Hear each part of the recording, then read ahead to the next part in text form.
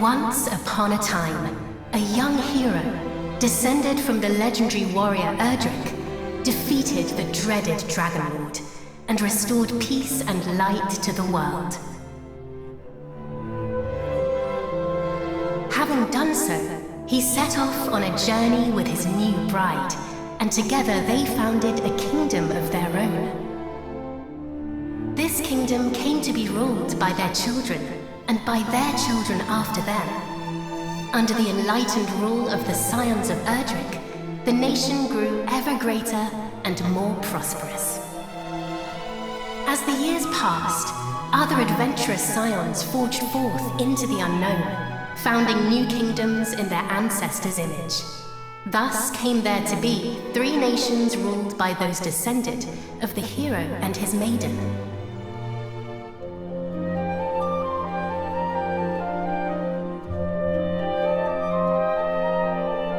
The first and oldest of the 3 was the kingdom of Midenhall, named after the castle built by the hero and his bride.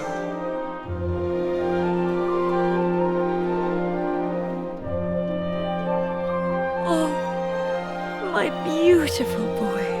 Thou wilt grow into a fine leader of the land. Of this I am certain.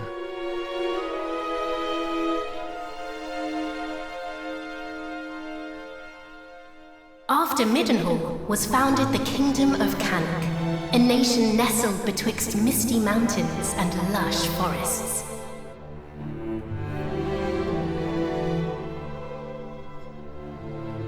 Look, husband, he possesseth thy steely gaze.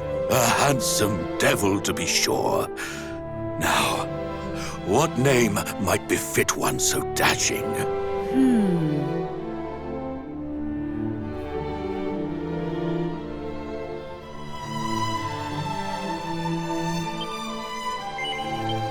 It is perfect, is it not? The very height of perfection, my dear. A mighty name for a yet mightier heir.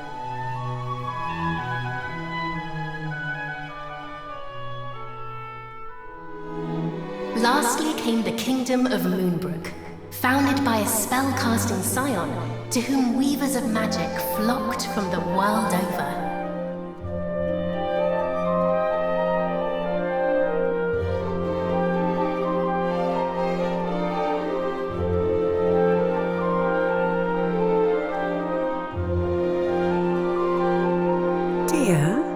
Supposest thee the princes of Midenhall and Cannock might deign to play with our daughter when the 3 are older?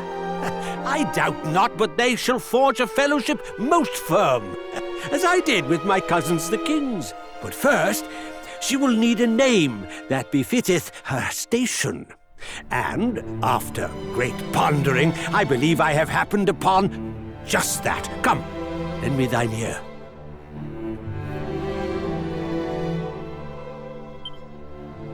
Yes, it is lovely, and her future will be bright. I swear it. Thus did the legendary line continue into another generation. Some years later,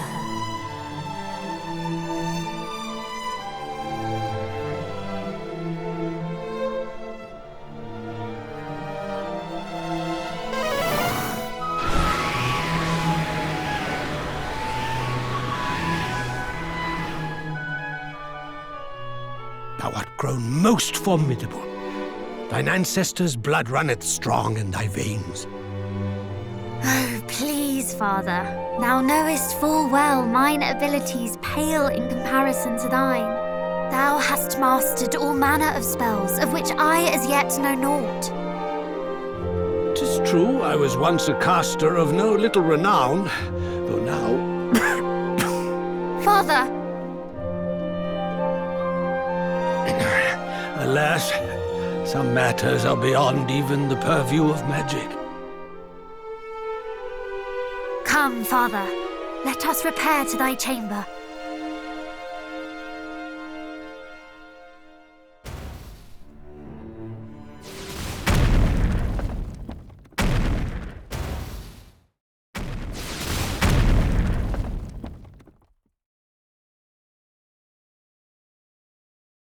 What now?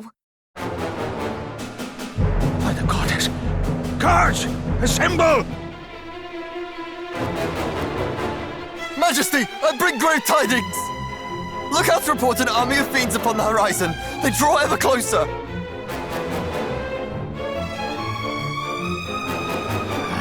Curse thee, Hargon! Argon?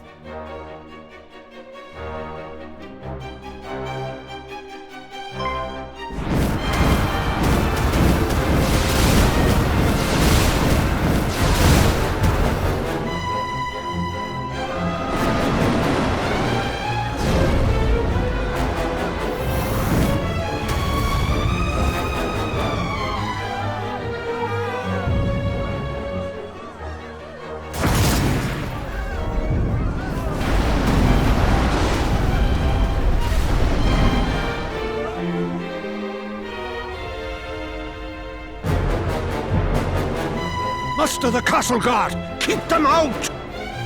I too will make... Father! Sire! Care not for this old fool.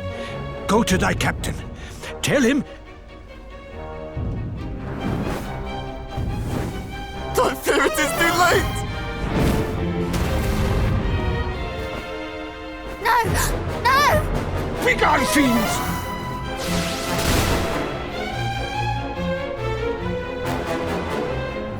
Father! What is happening? What will become of us? Still thy heart. Thou shalt escape this place.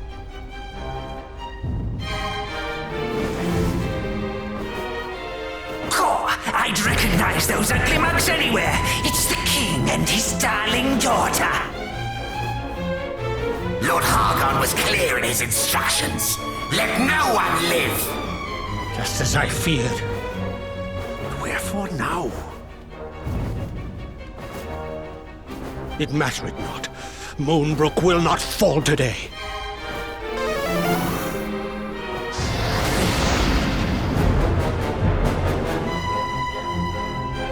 They knew our faces. Then I have no choice. This way, my child. Father, please, I do not understand. Listen to me.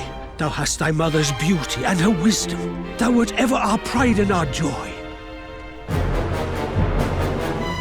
Since the day of thy birth, everything I have done for thee. I would trade 1,000 lives to live this one with thee anew. Thou speakest as if this is the last time we shall be together. I shall never leave thy side. Come.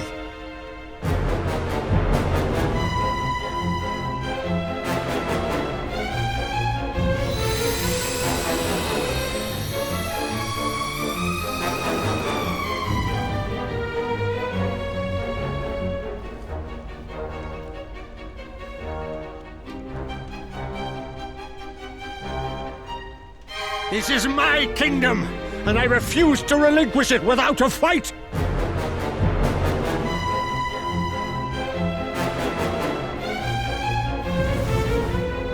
Squeeze! There he is!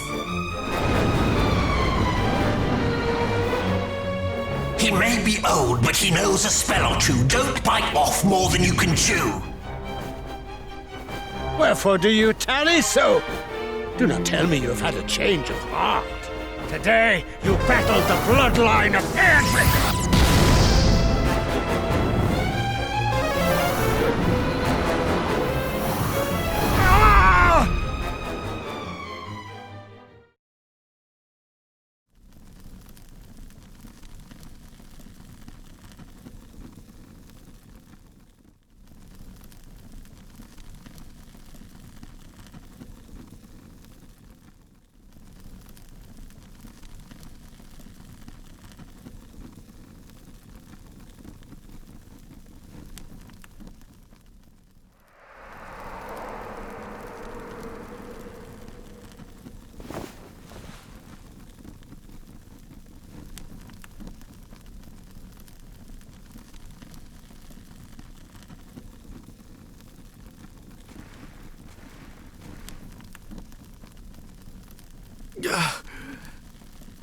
must warn Midenhall.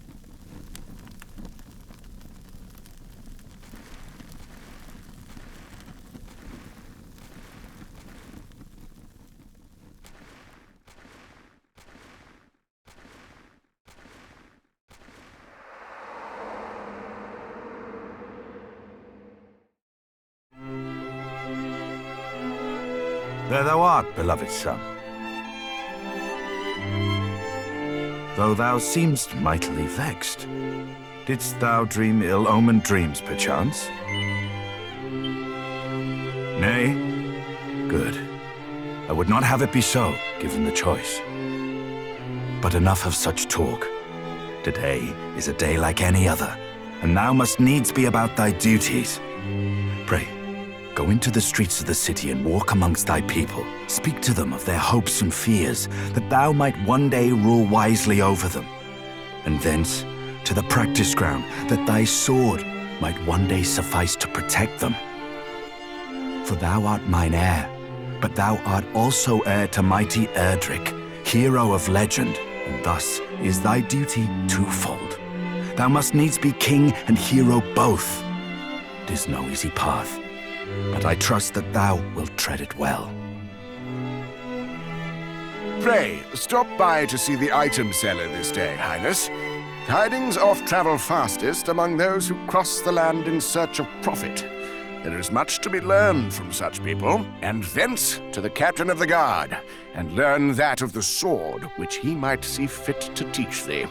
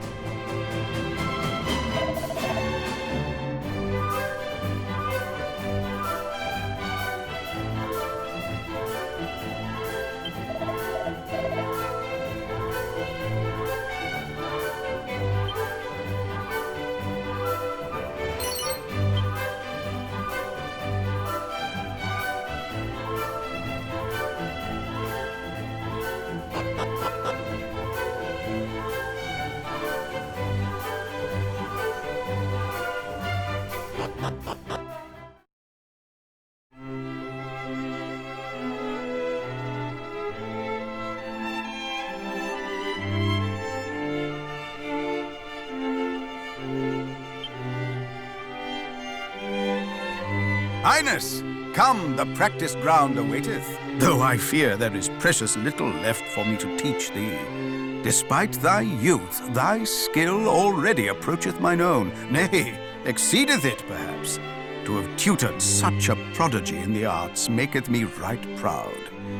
But I am yet captain of the guard, and have pride of mine own to think of. I do not mean to yield to thee just yet, young prince.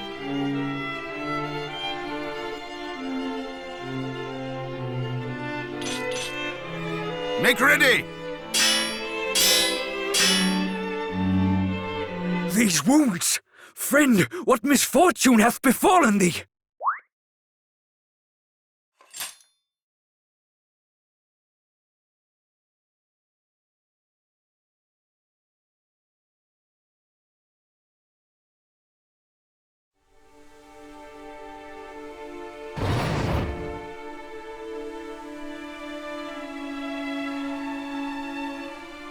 Brother!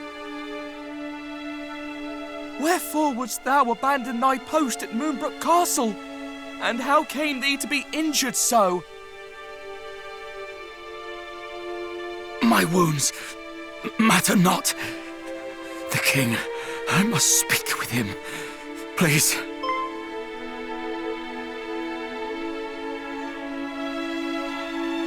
Of course.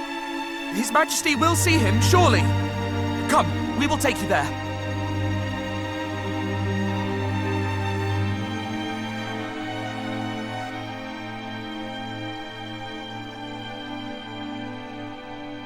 What is the meaning of this? What hath befallen thee, friend? Majesty, Moonbrook Castle attacked.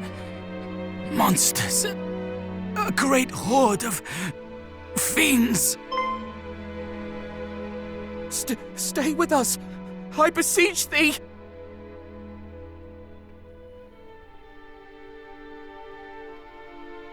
Fear not, brother. We shall meet again. No! He did his duty to the last, and expended his final breath that we might learn of the assault on Moonbrook. His was a grit and forbearance granted to few, and he must be given a burial befitting such heroism.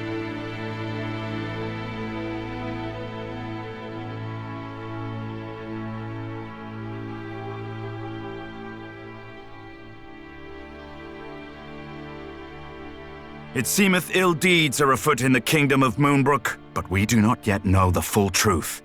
Pray, do not speak of this until such time as the facts of the matter have been ascertained, lest panic spread needlessly among the populace. Sire, in the meantime, make ready to defend the city. I would speak with my son. Come, child, below with thee.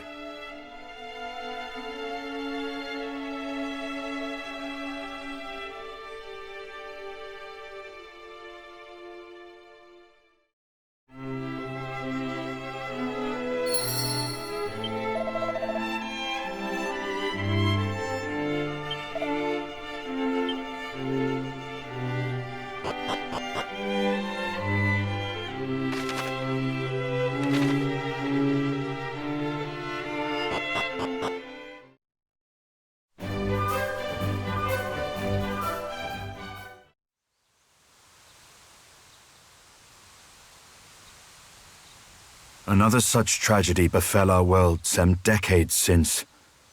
A great monstrous horde laid waste to the land of Renderak.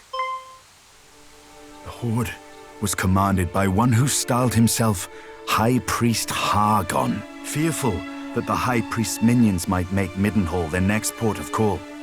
My father did shore up the kingdom's defenses and set his men to watch for monsters on the horizon. I must confess that the further the tragedy drifted in time, the more I had thought the danger past. But the similarities between the assault just now reported and the one my father described cannot be denied.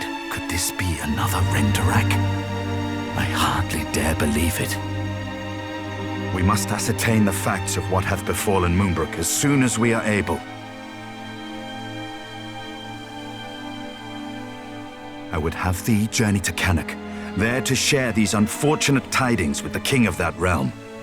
None can afford to remain ignorant if the Horde is abroad. Thence, thou must visit Moonbrook, and see with thine own eyes what hath befallen it. I must needs remain here to see to our defenses, as my father did before me. Wilt thou bear this burden on my behalf, beloved son? I am right glad to hear it. Now, before thou departest, a gift. A necklace, to be precise.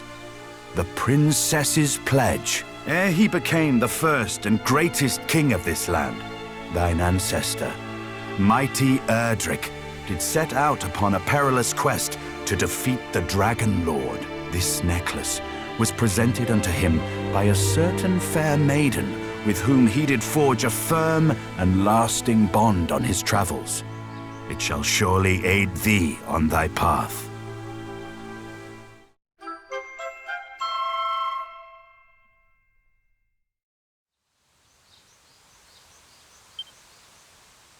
Now away with thee. Venture westward from our realm, and thou shalt reach the village of Leftwine soon enough. From there, cast thine eyes northward, and thou shalt espy the castle of Cannock. As thou well knowst, in Cannock and Moonbrook both are to be found others, through whose veins floweth the blood of the hero of legend. Take care, my child. I have faith that thou wilt see thy duty done.